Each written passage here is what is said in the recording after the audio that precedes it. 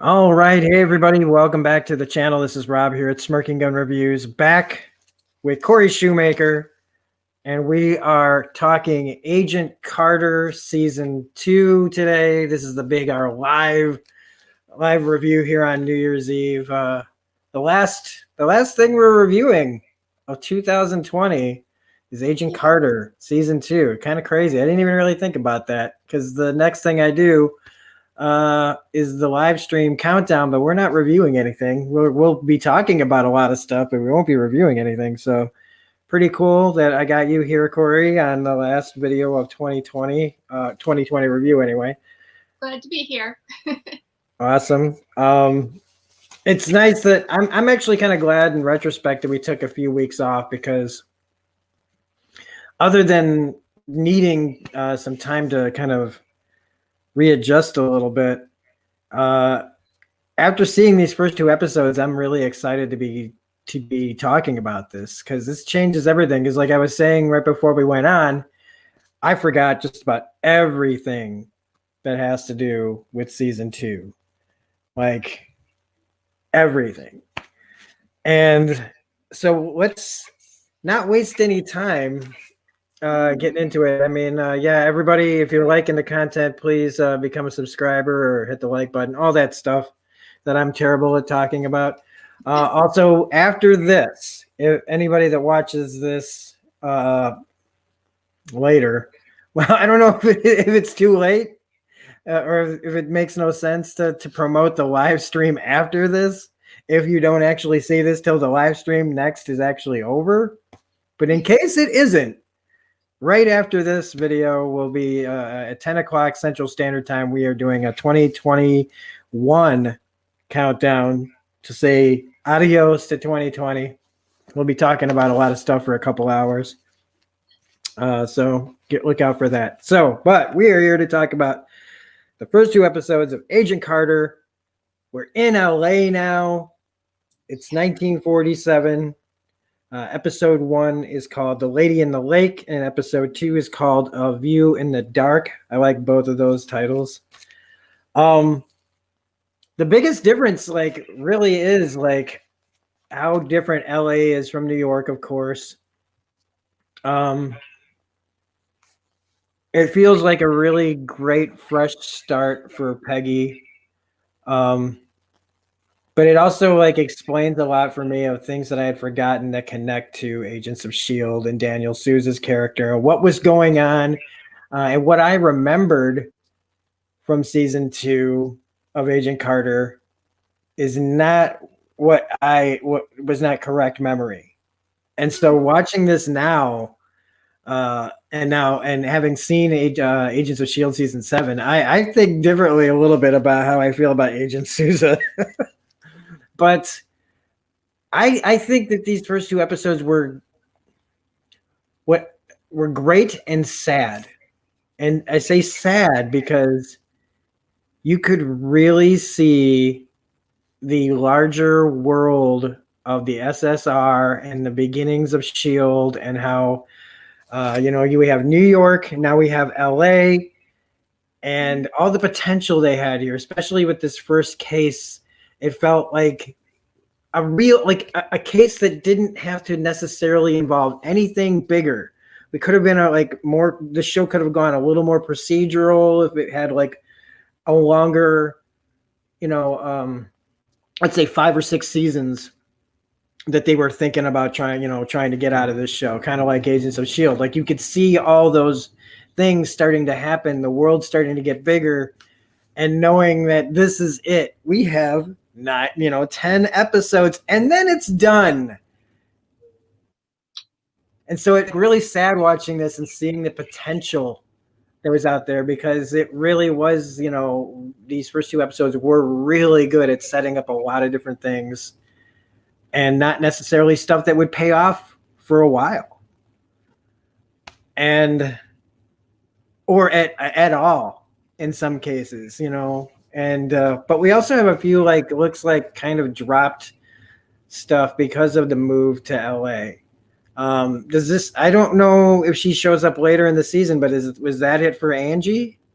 I don't remember seeing her at all. I mean, I might be just misremembering season 2, but I feel like she was that was it for her. Which is sad because I really liked her character, and I feel like in season 1 and in season 2, we had these really great female kind of side characters that they were just given little bit parts, and then they were never really allowed to get involved in Peggy's world at the SSR level. And I would have loved to have seen Angie like work undercover because she's, working in a restaurant. Maybe they need to track somebody, or maybe she goes and gets a job somewhere else where she can work, undercover, and like we don't get that. And the same thing with the character of Violet. I mean, I might be jumping ahead, but I feel like she's so underused in this season. Like we could have done so much more with her character.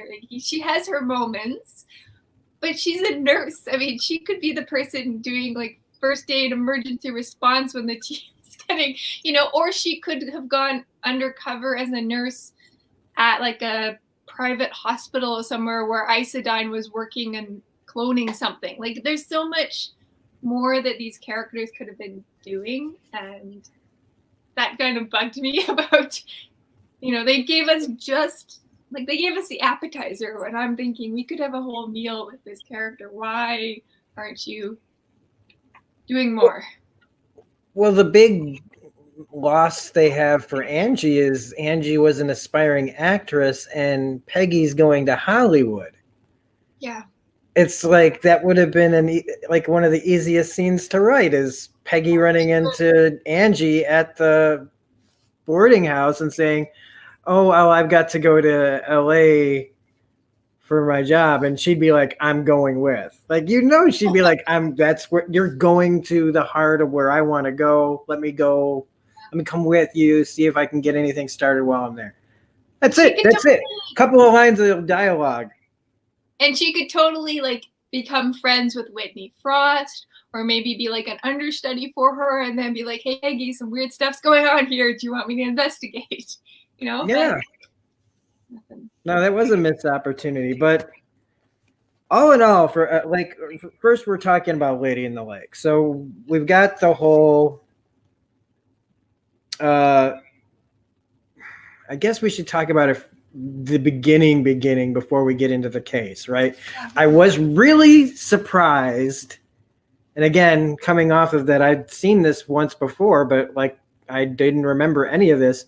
I myself was really surprised that they wrapped up catching Dottie like right away. Mm-hmm. I loved it. I loved how they did it. It opened with a bang. I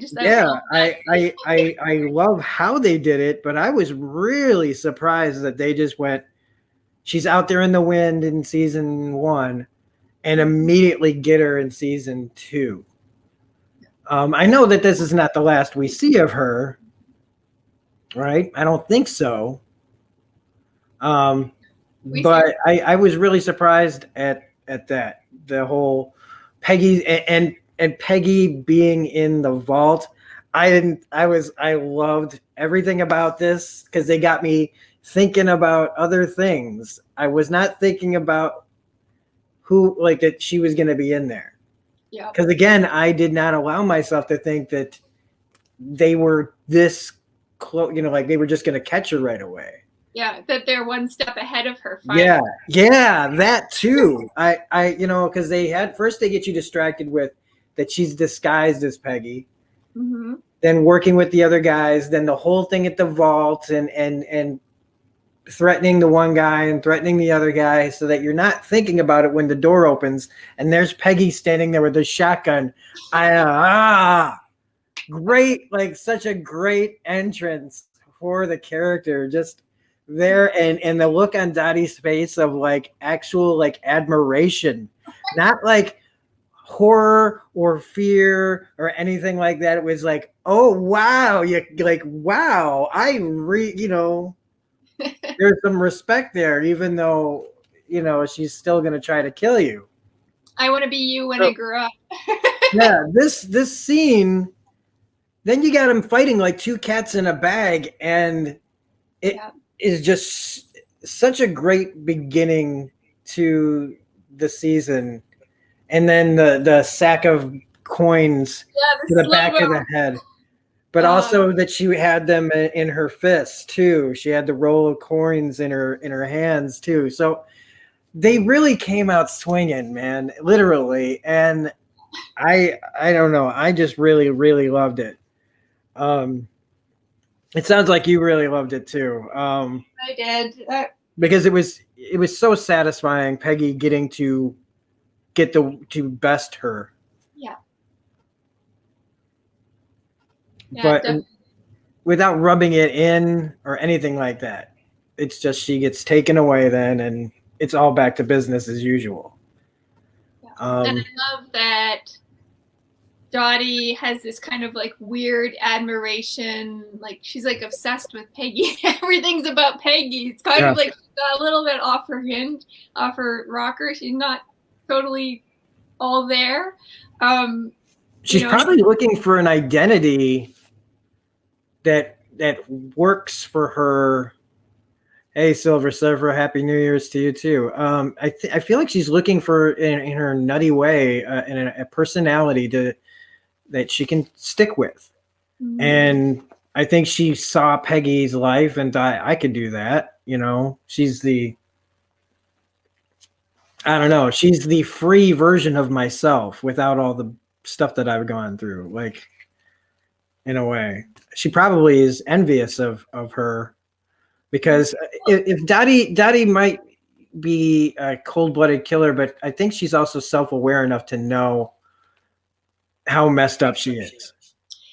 Yeah, and we see that in the interrogation, right? Where she's like, "Oh, I would have killed to be like you, girls with perfect skin and perfect." Like she has this idealized version of Peggy in her mind, that Peggy is this like ideal woman and that she wants to be that.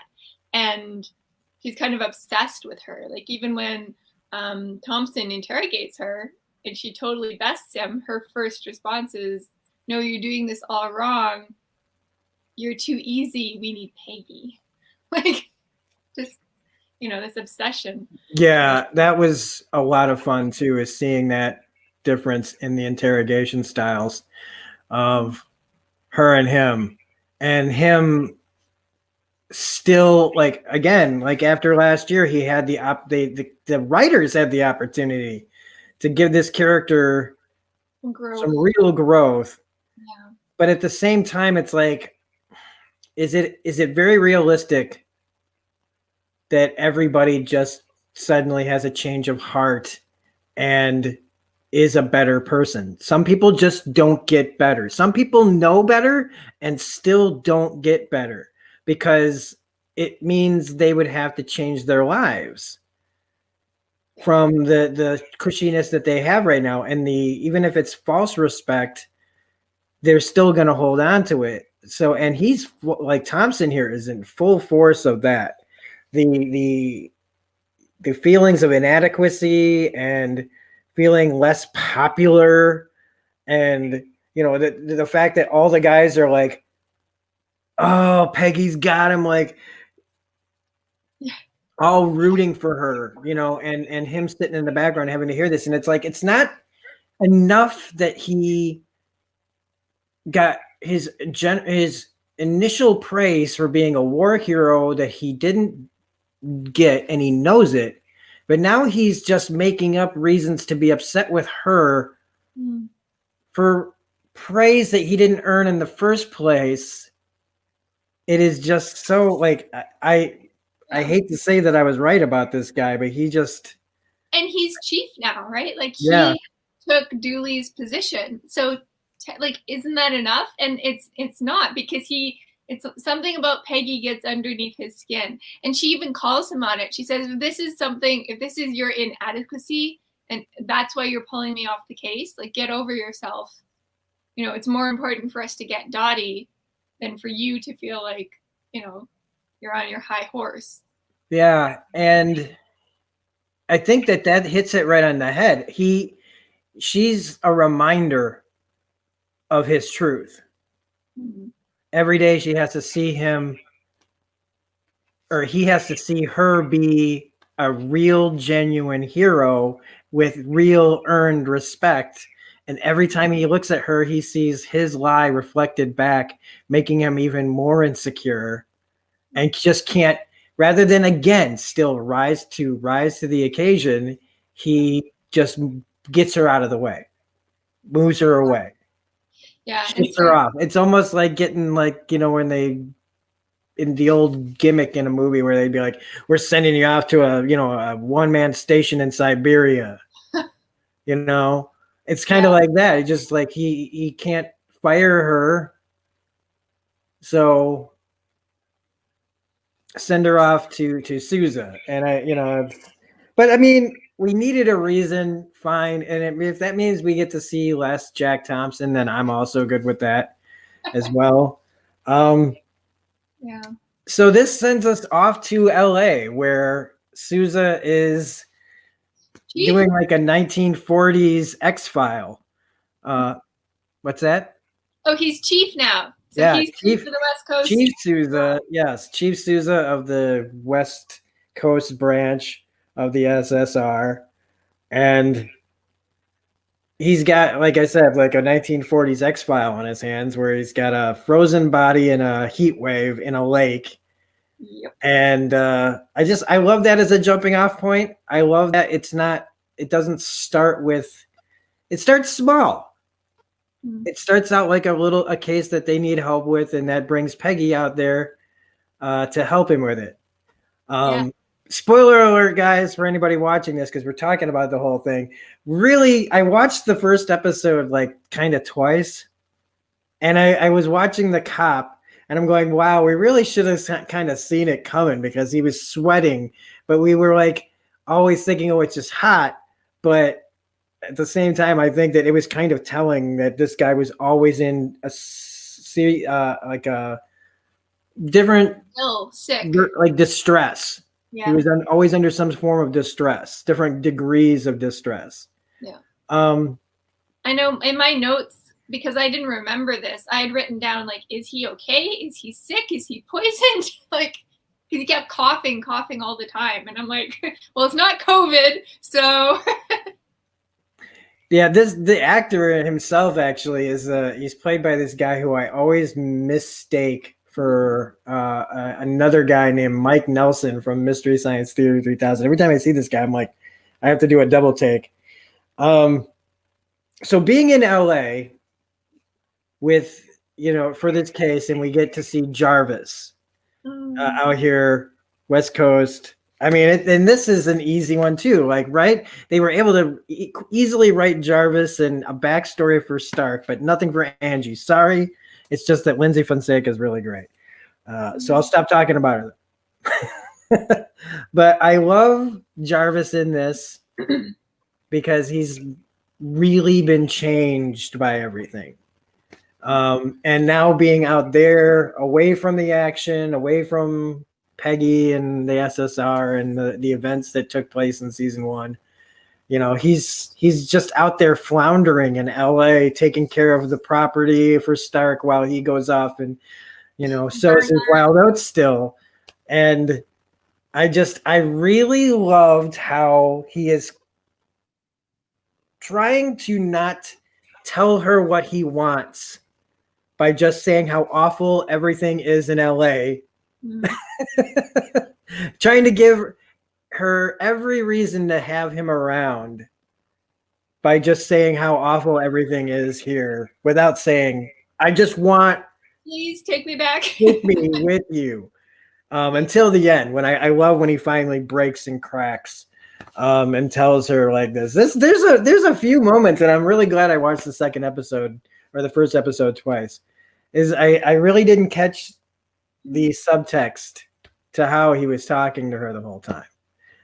Just between the traffic and the trees hold no shade, and everybody's driving and doing it badly, and just trashing the whole town, and then finally getting to, look, I need this. And that was it James Darcy, who plays Jarvis. It just keeps getting better and better as a character. And again, all we got a little minute of him at the end of Endgame, near the end of Endgame. But I miss that guy as Jarvis. Man, they need to figure out a way to like do like an Agent Carter movie or something. I don't know. See, I just love seeing the British banter between Jarvis and Peggy. Yes. That scene where they get off the airplane and Peggy's just like, it's he's like, yes, it's the thing in the vehicle. She's like, yes, quite, it's curious. And they're just like, they're talking about Bernard, but they can't really find the words to express. Yes, and I had to put that in the thumbnail for our premiere because the flamingo is just always kind of there in the background for the first couple episodes. I loved it. I think that's hilarious. And what was his? Yeah, Bernard Stark. Bernard Stark. Is He's this the devil in pink? Yes, the devil in pink. Yes. I just love that. You know, he's always trying to keep his cool about it, but so he's now her driver / like, you know, the Green Hornet has Kato, you know, yeah. Peggy Carter has Jarvis. But I also I like this because as much as being a woman still follows you, just like being a minority follows you wherever you go, this is a time where there's nobody that has preconceived notions really about her out here. Sousa and her have their history, which we'll get into more, especially when we get into episode 2. But I just feel like this is a nice. Once we got away from Thompson, I just felt so much more at ease for the character, where now she gets to stretch her legs as much as I don't have to like feel like I gotta watch her back. You know, whenever there's somebody saying something horrible to her. You know, she can actually be an agent out here, and I really like that a lot. Again, you know, I'm going to try not to talk about, you know, we only got 10 episodes, but I really dug that. It was nice to not feel stressed out while I was watching an episode. Yeah, that she gets a little bit of room to breathe. I mean, we still have the characters that are going to be jerks, but at this point, we realize there's going to be characters that are jerks, and she'll just deal with it. I just realized that I did write down Bernard the Devil in pink in my notes. There you go. Sorry. Yep. So yeah, you know, you were talking about characters that we're introduced to. The next thing I have up basically is we're introduced to a character named Dr. Wilkes. We've got Calvin Chadwick, who's the Isodyne guy, who's also running for Senate. Mm-hmm. And we got Anna, Jarvis's wife, to talk about. So because we don't have too much more time to actually talk about this episode. So Anna was not what I expected at all. Yeah, and she said that. I'm not what you expected. You were expecting some like a very proper British woman within a girdle. No, I just didn't. I didn't expect her to seem like such a free spirit. Mm. I forgot that part. I really dug that, and I like what they did with her here and in episode 2, where she's just kind of accepting of what Jarvis has to do, and they seem to really be partners. You know, their whole shtick could be like a bad sitcom somewhere. You know, like I mean, like it in any other. If it wasn't about this guy. You know, like if you could see these two being like, his job is working as a butler for this rich guy, but you never see any of that in like the sitcom. I'm setting up a sitcom and I'm wasting time. Sorry. Going down rabbit holes. It reminds me a little bit of, say, WandaVision, the trailers for WandaVision. I just love that we see unabashedly how much she adores him. And how like head over heels he is in love with her, and how she knows what she can do to like get him to do whatever she wants. You know, like she won't let him leave without a kiss.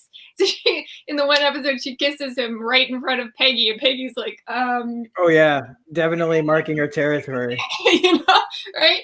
And we had reference to that in season 1 where he said something like, you know, my Peggy says, like, this job has requirements, after hour requirements. And he's like, yes, my wife has after hour requirements too. And you're like, okay, well, apparently their sex life is great. So like, we get to see this couple that is just perfectly matched. She loves him for who he is, and, you know, she accepts all of his quirks and weirdness, and, you know, and he totally understands that she's this kind of, as you said, free spirit, and she loves Peggy. Like, she immediately takes to Peggy, and it's probably shows her good character, I guess, right? She can pick out good people immediately. Yeah, and she gives her the garter holster, too, which was really cool. Like, I love how she's at first offended and then immediately overjoyed. Like, perfect accessory. Like, she just had been waiting to give that to her. Like, and next we have Calvin Chadwick is kind of just your average, like, there's not too much to say about the guy. He's he's played by a character actor who's been in a lot of different things. I remember him as on House MD. He played his ex's, like, fiance or something, but he's just kind of there. It seems like they were trying to, like, make you think they were setting him up for something, when really he's just kind of the face of the company. He wanted some things to happen.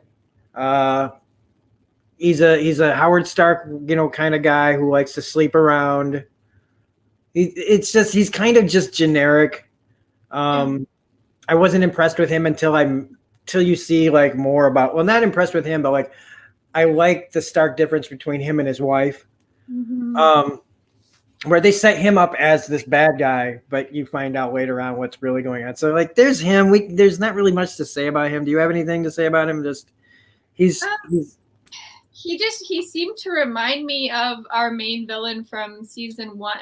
They were both kind of like cookie cutter male characters, in a large corporation, and the only difference, which again you said, is that we think he's running everything, and then by episode 2 we realize, okay, he's clearly not wearing the pants in this relajust in what he's even doing at Isodyne. By just one couple of words, everything is over. Yeah, he's a pusher. And he's taking orders from his wife. Like, she's really the brains behind everything, which we'll get into later. And then you got Doc Wilkes. Now, Doc Wilkes, I liked our introduction to him, where she's caught sneaking in, and instead of turning her in or whatever, or being suspicious, which I also loved how confident she just walked in there. He shows her his homemade wine. Yeah. And, like, he's an interesting character, and we might as well talk about, well, you said you didn't really feel it. No. No. I had a lot of problems with Wilkes' character. The actor is great. I just feel that the show really let him down as a character. I felt like the show could have done so much more with his character. And I mean, we're coming off of, Peggy's had a relationship with Steve Rogers, right? Before that, she was starting a relationship with Sousa. And then when Wilkes kind of just shows up right off the bat in episode 1, to me, it was just very obvious that the show was trying to make him the problem in the relationship between Sousa and Peggy. He was going to be the wrench, and he was never really a threat. Like, the minute I saw his character, I'm like, oh, well, Peggy's never going to end up with him. So there really was no power behind his sort of role as a romantic, lead, in the sense of. I was thinking the same thing about the relationships as a whole in this show. All of them, because I have a hard time watching it and caring because I know how everything ends up. It Well, definitely loses something in repeat viewings when it's been this long since you've seen it, and then watching everything else that explains where everyone's gonna go. Like Sousa is in space in the future. well, Peggy and Steve had their relationship, so it's like, and it all and carried all the way to the end.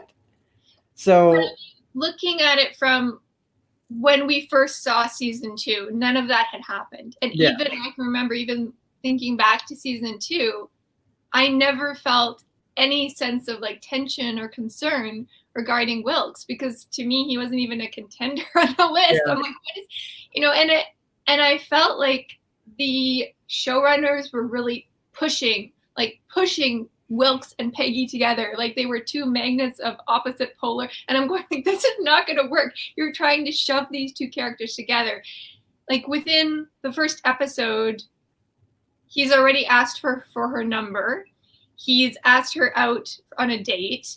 He barely knows her. I'm like, the Peggy from season 1 would have pinched that dude, right? By episode 2, he's kissed her.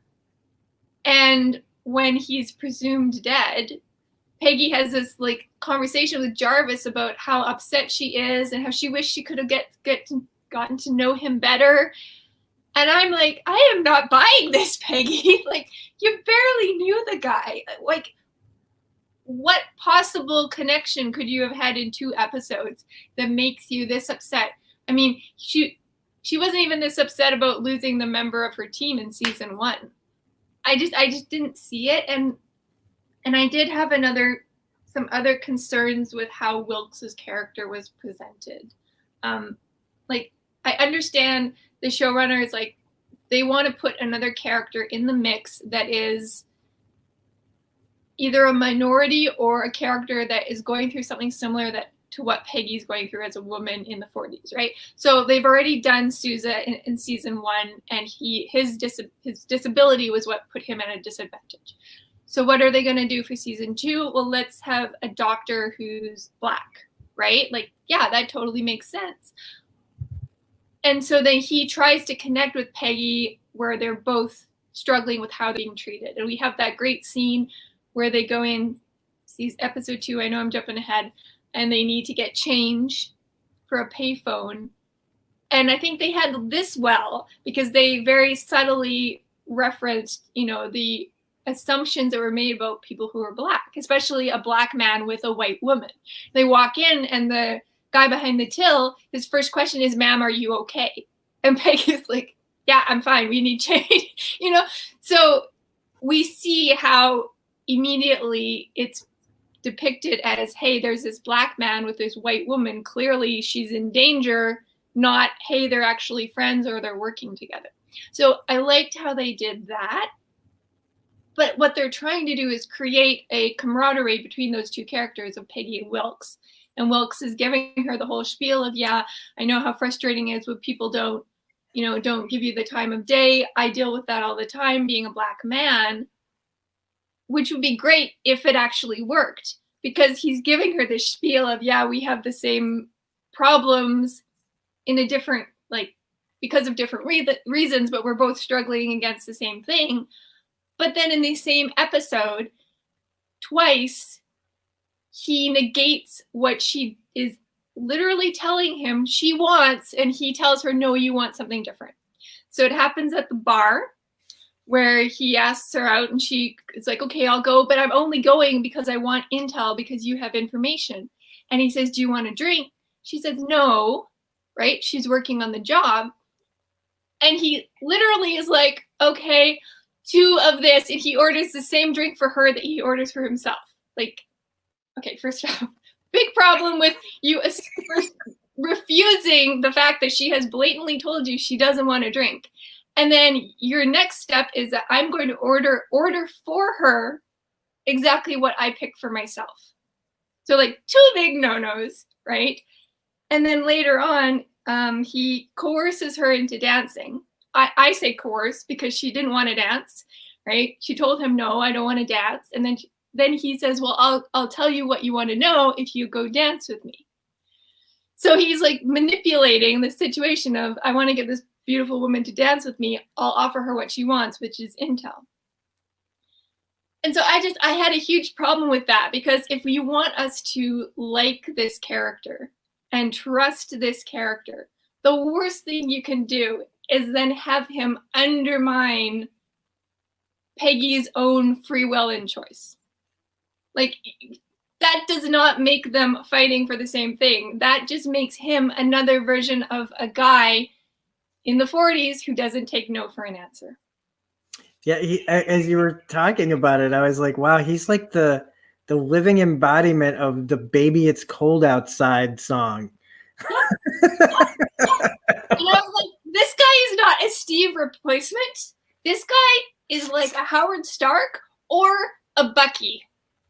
And I was thinking back to the episode in Captain America, Winter Soldier, right, where Bucky's saying, hey, well, why don't we go dancing? And Peggy says, well, maybe after all this is over, I'll go dancing. He says, what are we waiting for? She says, the right partner. Because she's looking at Steve, and Bucky's like, she's not giving me the time of day. And so I feel like the whole relationship that Wilkes and Peggy had was built on a foundation of him being very forward, which to me, I'm like, I don't even know if that's historically accurate for him to be that forward to a white woman while she's working a job in the police, essentially the police force. I don't think that would fly. And then everything was based on him coercing her or like getting her curiosity interested. Like, hey, look at this over here. Come do what I want you to do because I want you to do it, not because I'm respecting your choice. Like a Steve Rogers would have said, hey, do you want that drink? Peggy would have said, no, thank you. He would have said, okay, fine. I'll have a whatever and let it go. Wilkes doesn't do that. I think part of this might be that knowing that he's going to be nothing, right?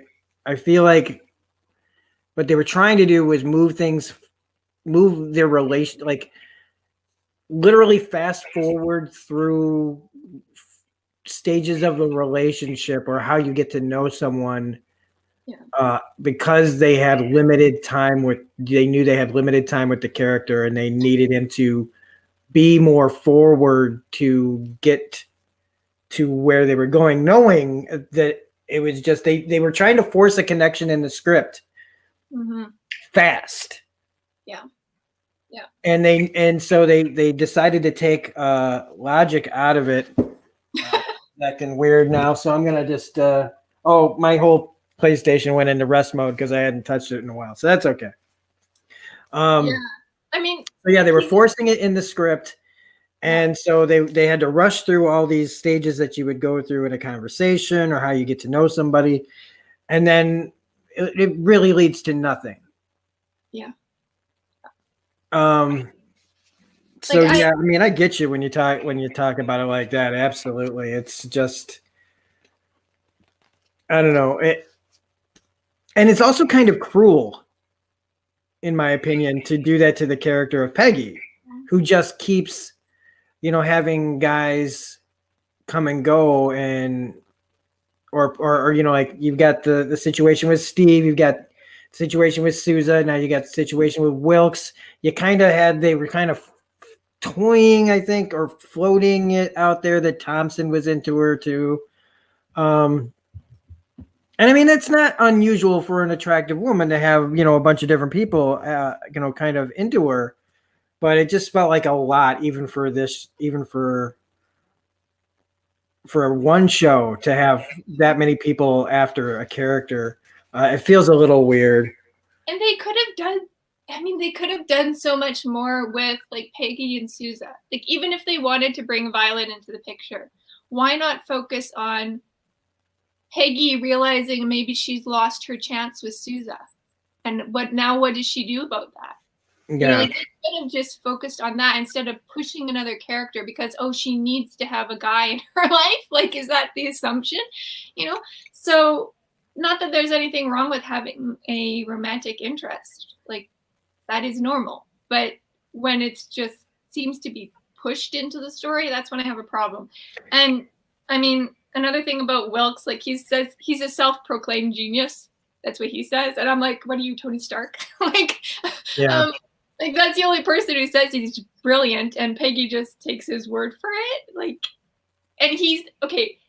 And I also felt like it really did a disservice to Wilkes's character, because here we have the first Black scientist character that could be working with the SSR, and I felt like he just became this token Black character, where like his role is to be the alternate romantic interest, but he really doesn't have a decent role in this, and I felt like that was just unfair to a character that's supposed to represent a black culture, right? Like, I mean, my notes here, I say that they glossed over the Black experience in America. It was almost like a token element, and just because we needed another struggling experience that would resonate with Peggy.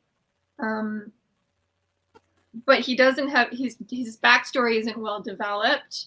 You know, they talk about him working in the orange groves and taking a second job, but like a lot of people did that. Like what is unique about his backstory? And then he's a Black scientist working at a highly qualified, you know, lab. And he talks about like this was the only job that he could get, even though he applied for all these other jobs. And what's he doing with his spare time there? He's making wine. And then he also has a secret, like, what was it? Schnapps or whatever else he was making. He's like, at least they didn't find that secret, you know, lab. So to me, that kind of just made me go, okay, wait, you spent all this time working so hard to get into a university when this is a time period when universities were maybe giving 1 or 2 positions to a Black academic. You get a job at a lab, which is nigh impossible. And then you use that time and that opportunity in that lab to just fool around and make booze. Really? And you say you're a genius. Like, you know, and just to put it in perspective, I was looking online, and there's, you know, at that time period, during World War II, we had a lot of great, well, I can't say we because I'm not Black, but they had a lot of great Black scientists. And that one gentleman, Charles Drew, he actually was the father of blood banks, and he directed Blood for Britain project, where he figured out a new way to properly store blood that could be used in hospitals, right? So like we have these great scientists, we humanity collectively, but then they give us Wilkes, and I feel like we should all be mad about that. Like I don't know if I'm mad. I'm just, but I definitely understand and agree with your points. No, I mean, I can't argue with any of it. You're right. I mean, he came, he went, he's gone. Yeah. That's how I felt about it, honestly. Because again, like I said, I know where it all ends. So it's like, oh, she kissed him. They kissed. I don't care. Yeah. Because it was partially because of where I already know the story's going. I mean, you can say that about anything you watch. Like, you can't pretend to be surprised every single time that something happens when you watch something multiple times, but you can still stay invested. And I just wasn't invested at all in any of it. I liked, so for a comparison, compare Wilkes with Andrew from Agents of S.H.I.E.L.D. I feel like Andrew had better character background, at least. But he had more time. That's true. But did he? How many episodes was he in, though? Oh, a lot more than 2. Because Wilkes is in other episodes coming up. Oh, okay. Well, Andrew was in like season 2 and 3. Yeah. So I think he was like 3 or maybe 3 episodes in season 2, because we know he shows up. We know anyway, it doesn't, we won't get into it here, but yeah. I just feel like it was a missed opportunity for Dr. Wilkes. They could have done so much more with his character. And speaking of doctors, we also are introduced to Dr. Samberly, or at least we have him showing up again. He's working for Daniel. He's the guy that wants to be asked out for drinks. Oh, okay. I'm more than just a scientist, you know. I'm also a contributing member of this. Oh, we also got Rose there too. Doing the fake talent agency that people still find. I did like that they purposely tried to hide the place, but fame, people's desire for fame, they'll find you. I thought that, and again, you know, like I would have just liked it if Angie had walked in and been like, "What are you doing here? What are you doing here?" You know, like yeah. Or that would have been a great moment. Was like, "I've got my tap dance routine." But in this, and I guess it's not that important. I mean, honestly, the case isn't very important. Everything, it's like the case is just, this is like I said, I liked it because it was like a little X-File, but really it all gets shoved to the side for everything else. There is an interesting story going on here with this Detective Henry who got too close to some stuff at Isodyne. Turns out he's the one that's been doing all this stuff. I didn't see that coming. Even though I'd seen it. But again, like it was years ago. What I didn't see coming was the police officer that accidentally shoots him. And then he's like, "Oh, I'm so sorry." And Peggy's going, "I said no guns." He's like, "I'm sorry, I didn't, the comms were turned off."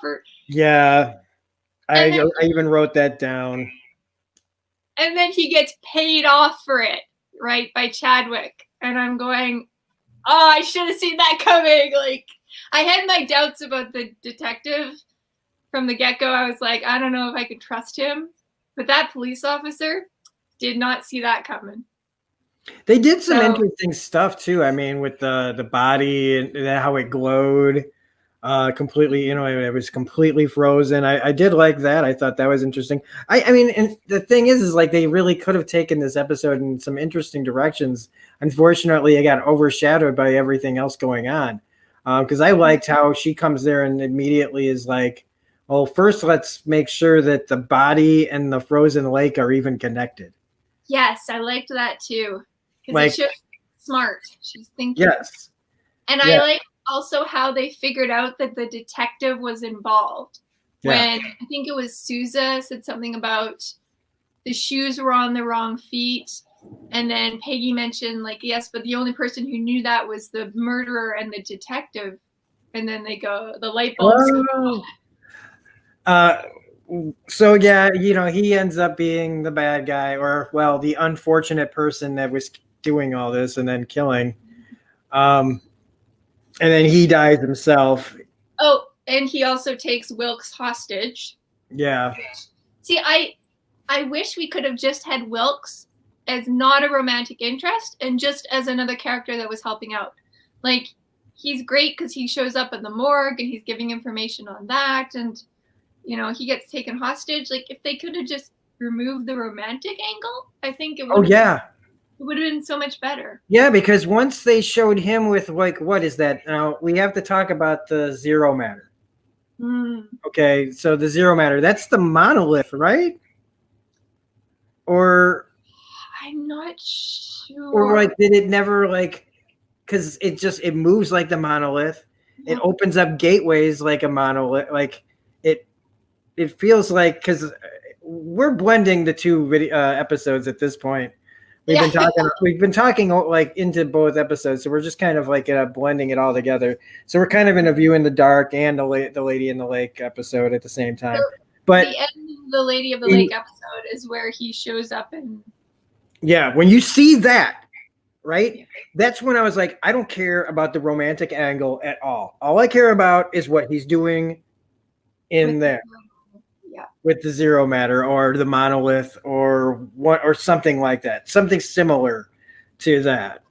Because I mean, this came out, during that time when we were on Agents of S.H.I.E.L.D., we were just really getting into all that. Yeah. So I really do feel like, because that's what it was. But before we talk about that, I just want to bring up one thing that really, okay, because I said I didn't want to be around Jack Thompson. But then they had to go.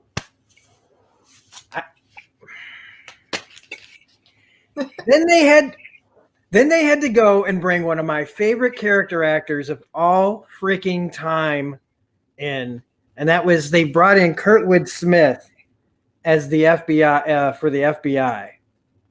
Yes. Kirkwood Smith. Everybody's gonna say that '70s show. Mm-hmm. I remember him from RoboCop. I remember him from the couple of really amazing series called. There's one called Patriot, and another show called. Oh wow, why am I all of a sudden drawing a blank? They're made by the same people. Oh, Silver Surfer saying Dark Force and Fear Dimension as well. Dark Force, Fear Dimension. Okay, yeah. He's Kirkwood Smith. He was also in one of my in an X-File from season 3. I love Kirkwood Smith, and so I was like, oh, he's in scenes with a guy I really don't like, but I really like that they added him. He's there to threaten the SSR, saying they're a thing of the past. You guys, in wartime, kind of makes you feel like comic books, like Captain America, how they came out, and then just kind of after the war was over, there was really less of a market for them without the war going on. And they're basically saying the same thing here about their agency, knowing what we know, though they're just in their infancy, their first steps of what they're going to become later. But I really did like that they brought in Kirkwood Smith, and I'm sure that they brought him in, that he's going to be in more episodes. I immediately do not trust him. Oh, no, you shouldn't. And, this is why you need strong leadership at SSR. Because if it was Sousa in that exact same situation, Sousa would be like, forget this. We caught Dottie. We're processing Dottie. We're taking control for her. You can't take her away. And he definitely wouldn't have fallen for that kind of talk of, you want to be in the muck with the people who are going to eventually make it, not the chief of a has-been agency. Like, Sousa would not let that fly. But because it's Thompson, and because all Thompson cares about is being top dog, he's going to listen to these kind of poisonous words, right? And that's going to put all of the SSR at risk. Okay, sorry. I had to look up the name of that show I couldn't remember. That Kirkwood Smith is. It's Perpetual Grace Limited. It's on Epix. If you haven't checked it out, it's amazing. He's amazing on it. He's truly amazing on that show, Patriot. I'm sorry, I just had to close that loop for myself. But yeah, no, I absolutely agree. Sorry to cut you off, by the way. No, that's okay. I was just looking up Dark Force. Apparently it can be used for teleportation, but I'm not seeing any connections at the moment with the monolith. It looks like it might be a separate entity. I did like how they showed it in the film strip, like the opposite of a nuclear blast. Like it was more of an implosion and a crack. It looked like a crack in reality. And then a bigger like void, that almost like a black hole or a wormhole, sucking everything in and never to be seen again. I want to know what happened to them. Imagine the story if any of those people that went through lived. What are they doing right now? Where are they at? We see them and they disappear and just go, oh no, but what if they're not? They're fictional, but I'm saying like, oh man. Yeah, so that was So that was in episode 2 where Wilkes steals the film to show Peggy what Dark Force does. From what I just briefly looked up online, it looks like Dark Force is not connected with the monoliths, but it is connected with Inhumans. There was an episode in Agents of S.H.I.E.L.D. where a character becomes like a ghost. I don't think we've come to it yet. Yeah. They use the dark the dark hold. The book, I think, is also connected with it. So that's sort of Dark Force, Dark Hold. Those are all connected. It's loosely connected with Inhuman, but not Monolith. It's supposed to open up a tear in space or time or whatever. Okay. Anyway, so we see this film. We know what this Dark Force can do and how dangerous it is.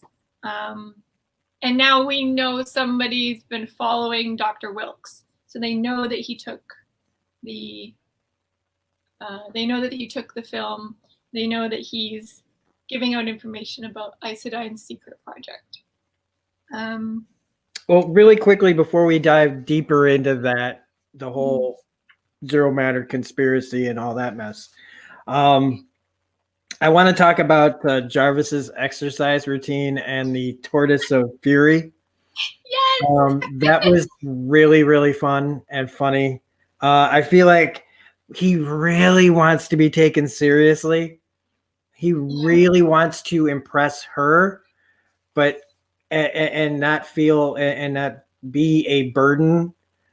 But also, I think that he is now become like an action junkie. On top of all of the other stuff, and I just this was a lot of fun to see.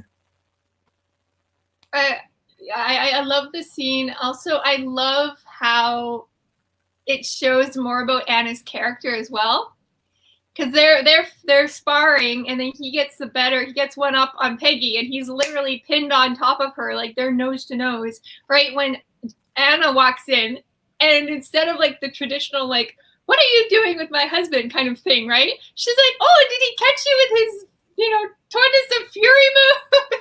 Like, she has like no jealousy there at all. She's just totally supportive of him. And then we find out she's been his sparring partner for 12 months. Like, Anna is just full of surprises. She sounds like she's secretly pretty capable. And I as soon as she walked in, I was like, she's gonna be fine with this. Like it just like, I like that they don't know. Like he should know, but he doesn't. That's how much she keeps on her toes. But like we as an audience have already figured it out. Like, oh no, she's just expect the opposite.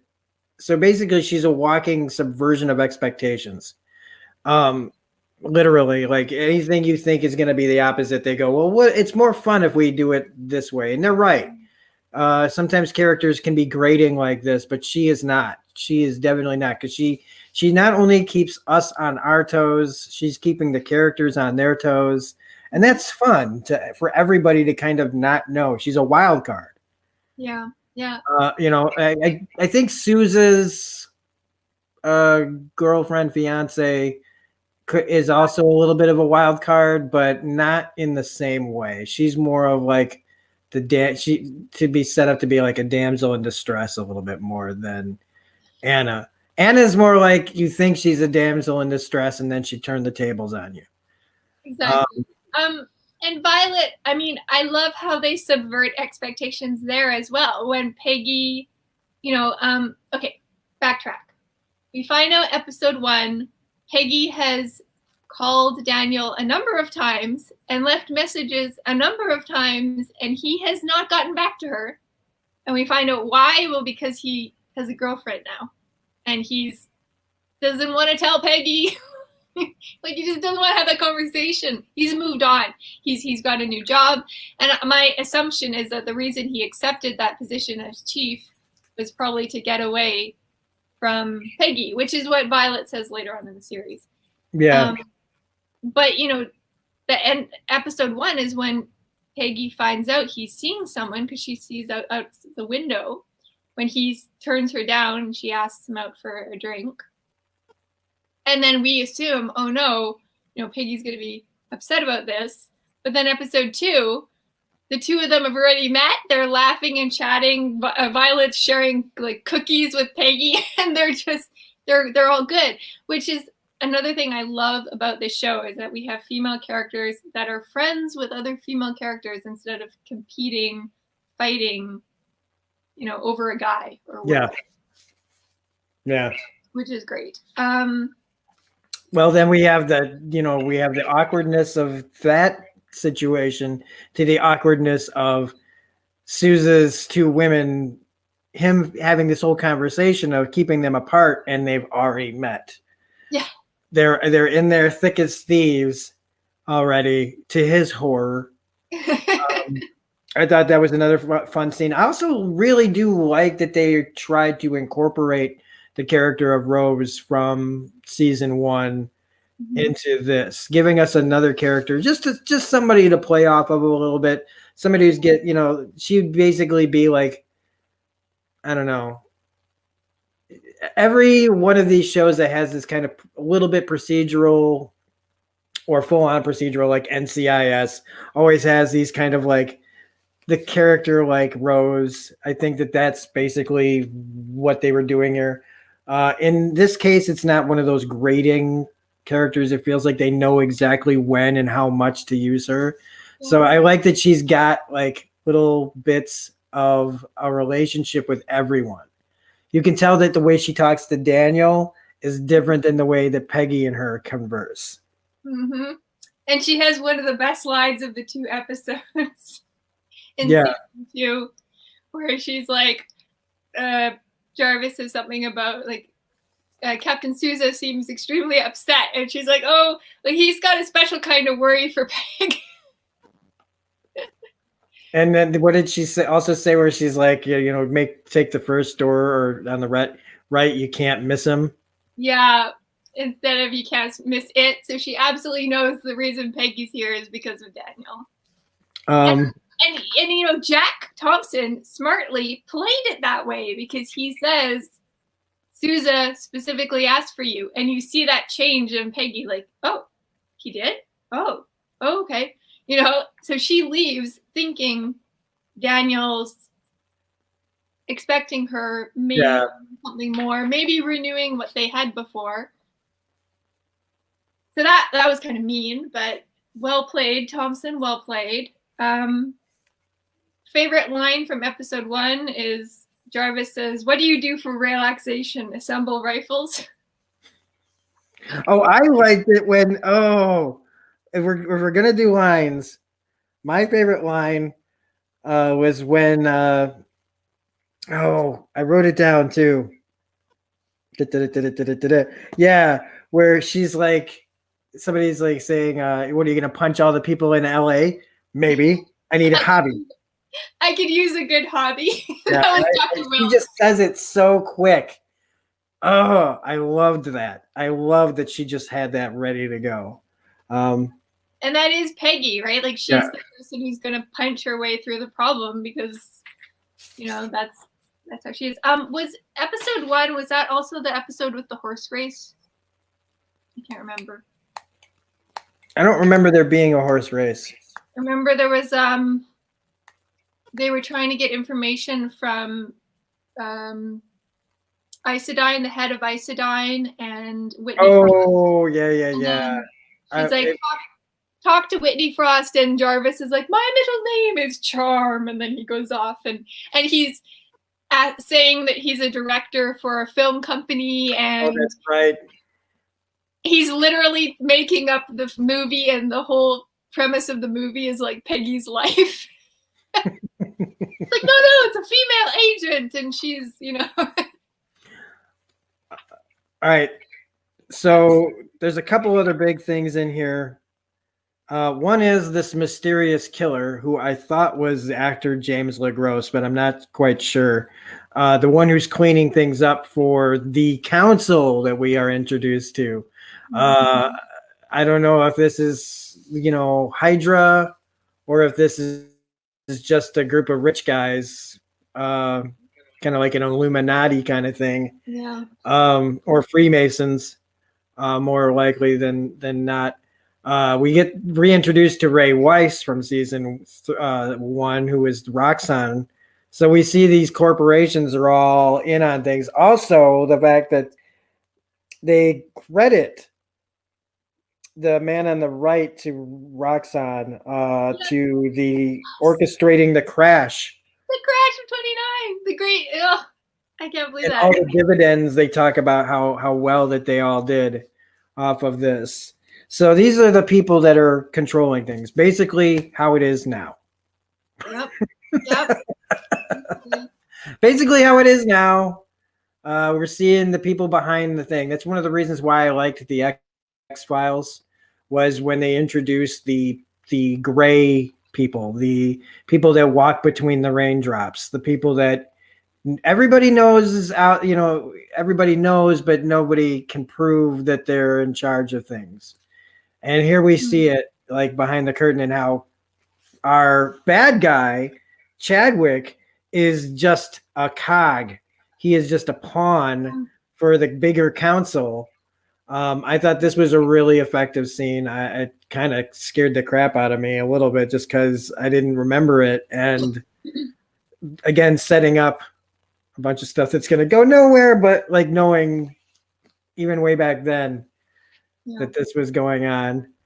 And they're all wearing that pin, which is that lapel pin that Dottie stole or tried to steal.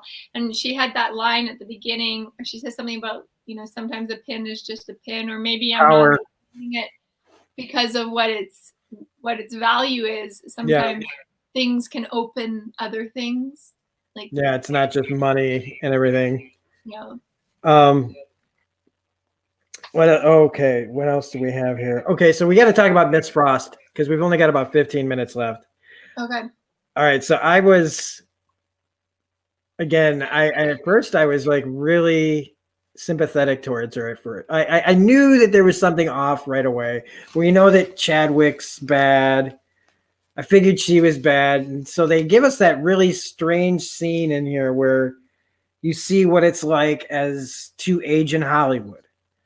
As a woman, men just keep getting offered roles.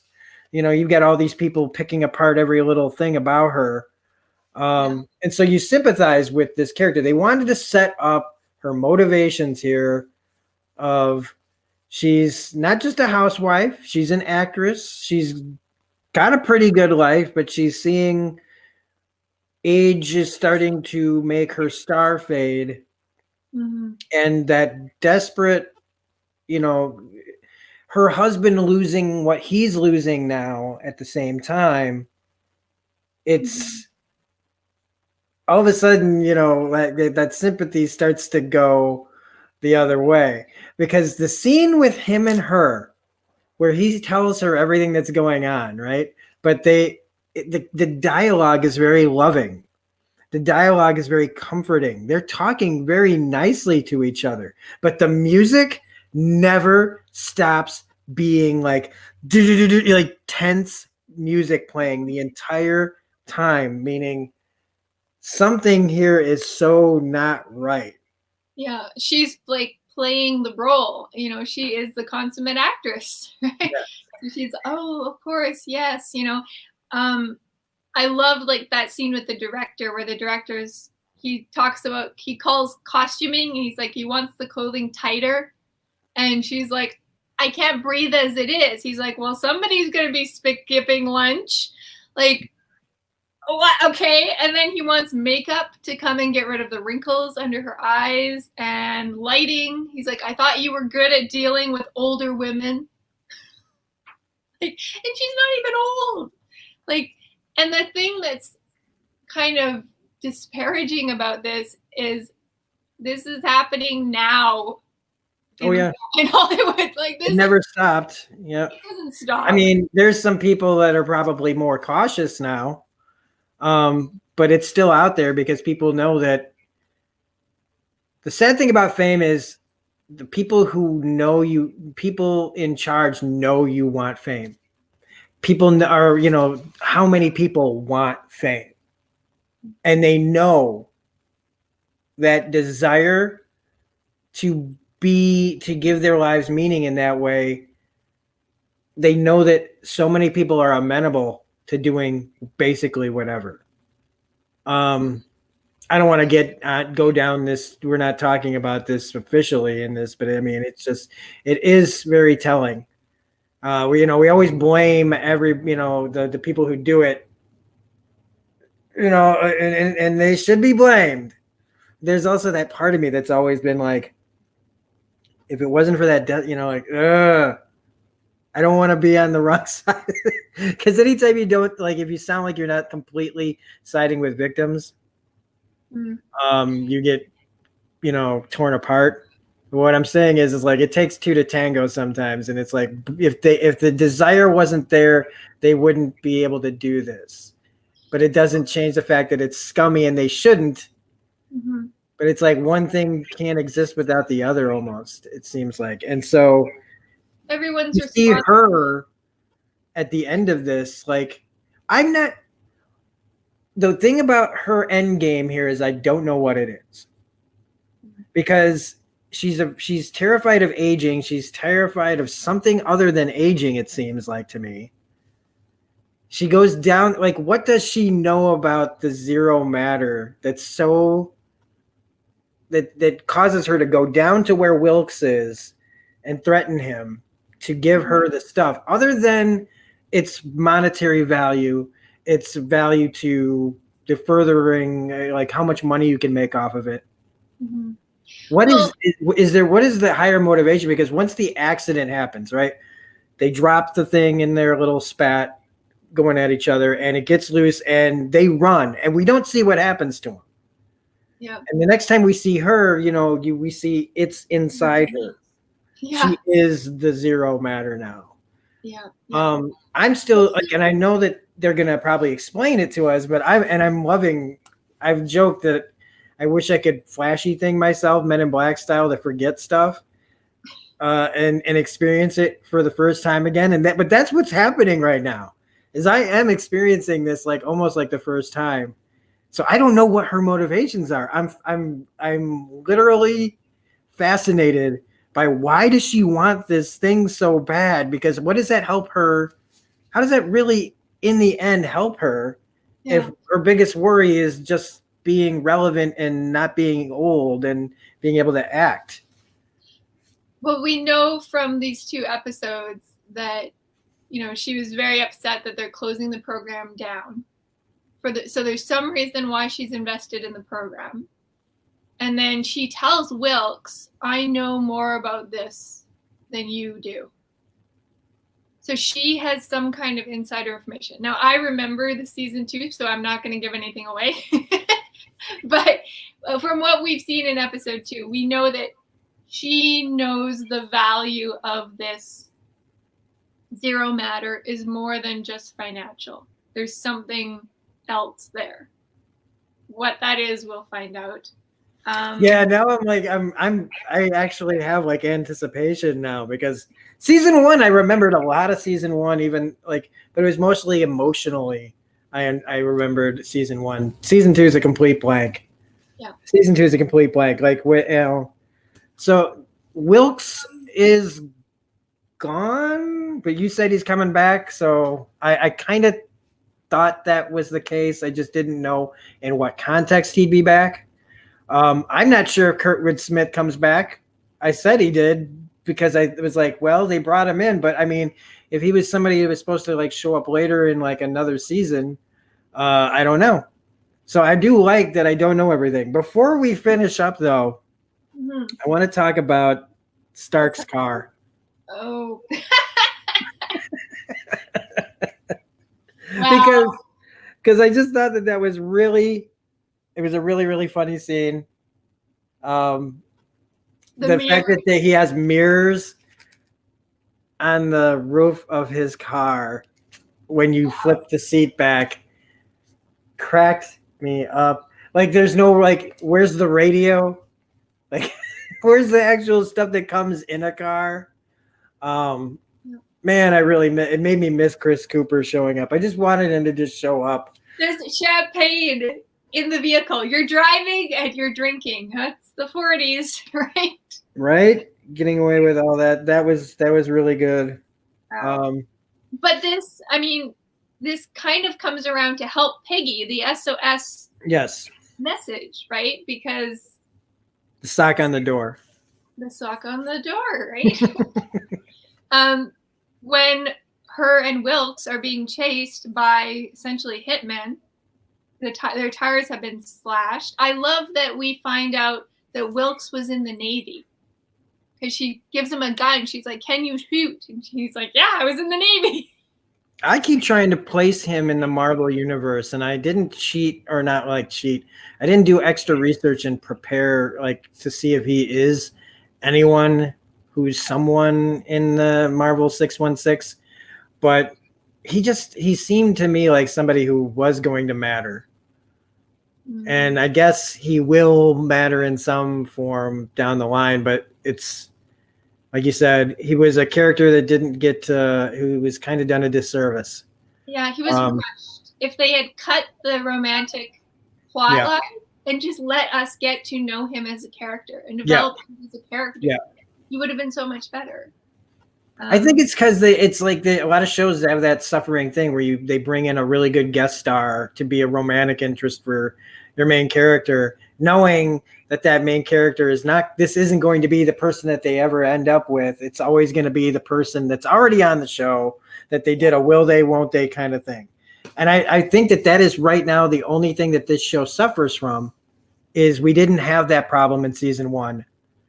We didn't have all these relationships. Who's married to who's engaged to who wants to sleep with this person and blah, blah, blah. We had none of that really in season 1. We just had the Peggy dealing with how people see her relationship with Captain America. And then later on with just how they would talk about things and knowing that Sousa liked her. That was all we had. And that wasn't much, to be honest with you. That's where I think this season's dragged down, is that they started getting into that. We're going to start growing the world. We got to start growing the mythologies of all these characters. We got to start building relationships, causing conflict, and I think in the end it suffers because knowing that we only have 10 episodes, them not knowing that, but us knowing that, it feels like they're wasting a lot of time on things that you're watching a lot of stuff that's not going to matter, and it's just unfortunate because not everybody that you meet is somebody that you're going to fall in love with. And that's what too many shows do that. Too many people, there's not enough mutual respect that always has to lead to something. Never can't just be two people who get along. But other than that, I thought that these first 2 episodes were really great. I think they showcased how great Hugh Darcy continues to be. Haley Atwell, she's bringing the funny. She's really funny in these first 2 episodes, and shows that she can kick butt still. But now that we've done talking about it, basically, I kind of miss Dottie already. Like I'd rather them just every week, just keep trying to catch, like Dottie's in the wind again. Yeah, just like where the world is Dottie underway. Right? Yeah. I mean, dark matter lady is fine, but I'm waiting for Dottie to show up again. That's what I really want. Oh, she will show up. Don't worry, she will show up, and we kind of get a trifecta of like 3 strong, awesome women in season 2. I think, and I think that with that we've pretty much covered, as much as we could in the time that we have. Yep. But the one I do want to keep going back. I was really impressed with that scene though, where the music was really intense, and they were just having this, like, if you really listen to the dialogue, you wouldn't know that the scene is actually supposed to make you feel a different way than what's being shown to you. So anyway, yeah, I think like the only time she gets angry is when she says like he's a pushover, and this would have never happened if you had have just stood up to the group, right? Yeah. Whitney Frost, and then of course, she has that kind of snarky remark of like, none of this would have happened if you had chosen your liaisons better. Yeah. So she clearly knows he's been cheating on her. Yeah. Some sort of deal, right? Like how real is even this marriage? Yeah. But that's also not an uncommon thing back then, or even now. I don't know. I don't keep track of that kind of thing, but it seemed really prevalent back then. You know, people marrying for power and or financial gain. I guess that's still a thing. It just feels like it was way more out in the open back then. Yeah. But that brings us to the end of this. I think we did a pretty good job, even though this was live and a little. I've been apologizing for being scattered all week. I've had a lot of personal things happen that have caused me to have a hard time focusing. It's okay. I think I did all right. I know you did all right because you're always focused. You got all the notes. If I could probably have just sat back and barely said anything, and you could have ran this whole thing. Yeah. But it makes me. But I'm really, really excited to continue talking about season 2. We've got 4 more weeks of this, right? Yep, we got 4 more weeks of this. More episodes this season than last, so that's something to be thankful for. Yeah, we got 2 extra episodes. Next week we'll be tackling episodes 3 and 4. So again, I want to thank Corrie for being here. You want to tell everybody where they can find you? Oh, yes. I'm online at Literature with Charm is my website, or you can find me at CL Shoemaker on Facebook or at Biblical Bliss on YouTube.